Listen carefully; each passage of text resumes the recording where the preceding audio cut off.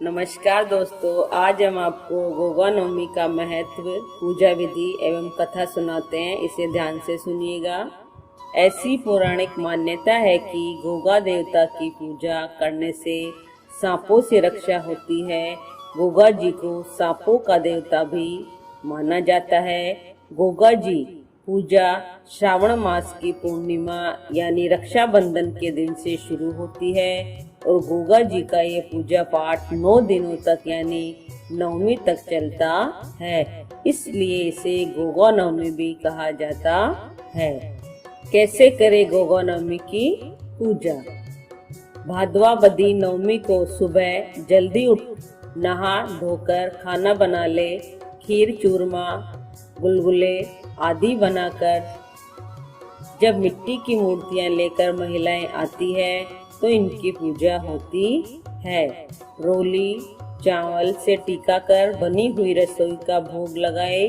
गोगा जी के घोड़े के आगे दाल रखी जाती है और रक्षाबंधन की राखी खोलकर इन्हें चढ़ाई जाती है। कहा जाता है कि रक्षाबंधन के दिन बहनें अपने भाइयों को जो रक्षा सूत्र बांधती है वह गोगा नवमी के दिन खोलकर गोगा जी महाराज को चढ़ा दिए जाती है। कई जगह तो गोगा जी की घोड़े पर चढ़ी हुई वीर मूर्ति होती है और कई जगह गोगा जी की मिट्टी की मूर्ति बनाई जाती है। आज भी गांव में पूजा करने और उनका चढ़ावा लाने का काम कुम्हार समुदाय के लोग करते हैं। जगह जगह इनकी पूजा के तरीके में अंतर तो जरूर है, पर विश्व भर में जहाँ भी राजस्थानी रहते हैं वहाँ सब जगह इनकी पूजा होती है। राजस्थान के कई शहरों में गोगा जी के मेले शाम के समय लगते हैं। हनुमानगढ़ जिले का गोगा मेड़ी नामक स्थान गोगा जी के नाम से विश्व भर में प्रसिद्ध है। जहाँ स्थित गोगा मेड़ी मंदिर में लोग उनकी पूजा अर्चना करने जाते हैं। राजस्थान के अलावा यह त्योहार पंजाब, हरियाणा, गुजरात, उत्तराखंड, उत्तर प्रदेश सहित देश के अनेक राज्यों में मनाया जाता है। ऐसी धारणा है कि गोगा जी से मन्नत मांगने वालों के काम सिद्ध होते हैं।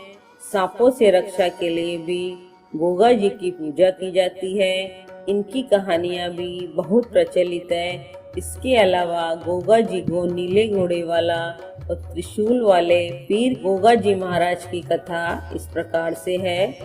गोगा नवमी के विषय में बहुत सी प्रचलित कहानी है कि गोगा मारू देश के राजा थे और उनकी माँ बाचला गुरु गोरखनाथ जी की परम भक्तों में से एक थी। कथा के अनुसार एक दिन बाबा गोरखनाथ अपने शिष्य समेत बाचला के राज्य में गए। जब रानी को इस बात का पता चला तो वह बहुत प्रसन्न हुई।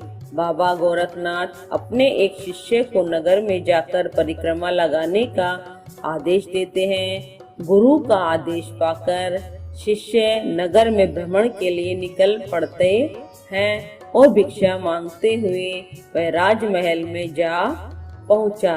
रानी ने उसे बहुत सारा धन भिक्षा के रूप में दिया, लेकिन गोरखनाथ जी के शिष्य ने वह लेने से मना कर दिया और थोड़ा सा अनाज मांगा।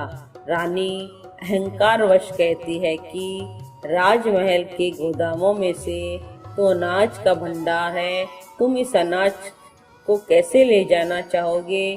तो वह अपना भिक्षा पात्र आगे बढ़ा देता है। सारा अनाज उसके भिक्षा पात्र में समा गया और राज्य का अनाज गोदाम खाली हो गया। फिर भी योगी का पात्र नहीं भरा। तब रानी गोरखनाथ के शिष्य की शक्ति के सामने नतमस्तक हो गई और उसने क्षमा याचना की गुहार लगाने लगी और कोई संतान न होने का दुख बताती है। भिक्षक ने रानी को अपने गुरु गोरखनाथ से मिलने की सलाह दी और कहा कि उनसे ही आपको पुत्र प्राप्ति का वरदान मिल सकता है।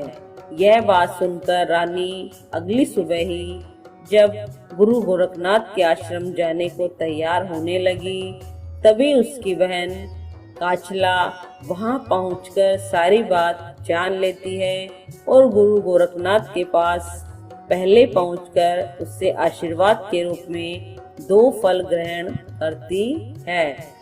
उसके बाद रानी जब गुरु गोरखनाथ के पास पहुंचती है तो गोरखनाथ जी, जो कि पहले से ही सारी बात जानते थे, उन्होंने रानी को भी प्रसाद के रूप में फल दे दिए और साथ ही ये आशीर्वाद दिया कि उसे पुत्र की प्राप्ति होगी, जो कि वीर पुरुष होगा और नागों को वश में करने वाला तथा सिद्धों का शिरोमणि होगा, जिसकी गाथाएं लोग सदियों तक गाएंगे। फिर कुछ समय बाद रानी को पुत्र की प्राप्ति हुई और रानी की कोख से जन्मे बालक का नाम गोगा रखा गया। गोगा जी का ब्यावला। बड़े होने पर जब गोगा जी का विवाह बंगाल के राजा मालव की बेटी से होना तय होता है, परंतु राजा ने अपनी बेटी की शादी गोगा से करवाने से मना कर दिया। इस बात से दुखी गोगा जी गुरु गोरखनाथ जी के पास जाते हैं और उन्हें सारी बात बताते हैं। बाबा गोरखनाथ ने गोगा जी को दुखी देख उनकी सहायता के लिए वासुकी नाग से राजा की कन्या को विष प्रहार कराया। कहते हैं राजा के वैद्य उस विष के प्रभाव को कम नहीं कर पाए। तभी वेश बदले वासुकी नाग ने राजा से कहा कि यदि वह गुग्गा मंत्र का जाप करे तो विष का प्रभाव समाप्त हो जाएगा।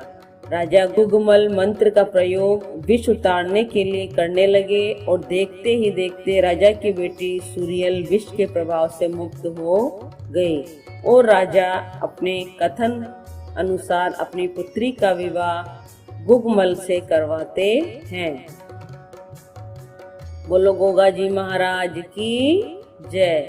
नीले घोड़े वाले की जय। बोलिया गोगा पीर की जय। आपको ये कहानी कैसी लगी? इसे लाइक कीजिए, सब्सक्राइब कीजिए और बने रहिए चैनल के साथ। जय जय श्री राधे।